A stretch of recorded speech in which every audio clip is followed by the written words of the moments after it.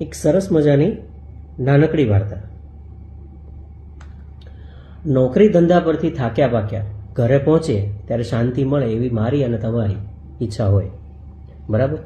આ શાંતિ અથવા તો રિલેક્સેશન કોણ લાવી શકે? નવાઈ લાગે, પરંતુ કોઈ અનામ વ્યક્તિએ ધ ડબલ ટ્રી એવા નામથી ઇન્ટરનેટ પર એક રિયલ લાઈફ સ્ટોરી મૂકેલી છે. એ તમે વાંચશો તો સમજાઈ જશે. હું તમને વાંચીને સંભળાવું છું. મારા જૂના ફાર્મ હાઉસના સમારકામ માટે મેં એક સુથારને બોલાવેલો. એના કામનો પ્રથમ દિવસ ખૂબ જ કમનસીબ નીવડ્યો.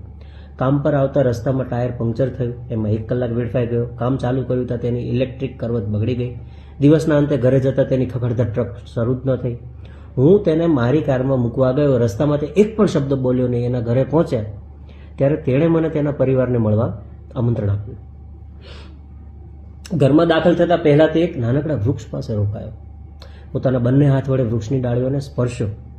પછી બારણામાં પ્રવેશતા મેં એનામાં ગજબનો ફેરફાર થતો જોયો. એના ચહેરા પર થાકેલું સ્મિત હતું, એ બધું જ નીકળી ગયું અને સ્મિત થઈ ગયું. પોતાના 2 બાળકોને વાલથી ગળે લગાડ્યા અને પત્નીને ચુંબન કર્યું. એ પછી મને તે કાર સુધી મૂકવા આવ્યો. પેલા વૃક્ષ પાસેથી પસાર થતા હું મારું કુતૂહલ રોકી ન શક્યો, એટલે મેં એને પૂછ્યું કે ઘરમાં પ્રવેશતા પહેલા તે વૃક્ષની ડાળીઓને શા માટે સ્પર્શ કર્યો હતો. એણે જવાબ આપ્યો, અરે હા, આ વૃક્ષ તો મારી મુશ્કેલીઓને ટીંગાડવાની ખીટી છે. હું કામે જાઉં ત્યારે કોઈને કોઈ મુશ્કેલી તો આવવાની છે, પણ એની સાથે ઘરે મારા પત્ની અને બાળકોને શી લેવા દેવા? એટલે જ્યારે સાંજે કામ પરથી પાછો આવું છું, મુશ્કેલીઓને આ વૃક્ષ પર લટકાવી દઈને ઘરમાં પ્રવેશ કરું છું.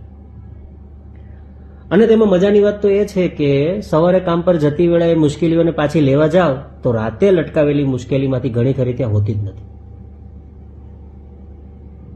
તો હવે સમજાયું કે તમારે શાંતિ જોઈતી હોય તો એ તમારે જ લાવવાની છે. નમસ્કાર.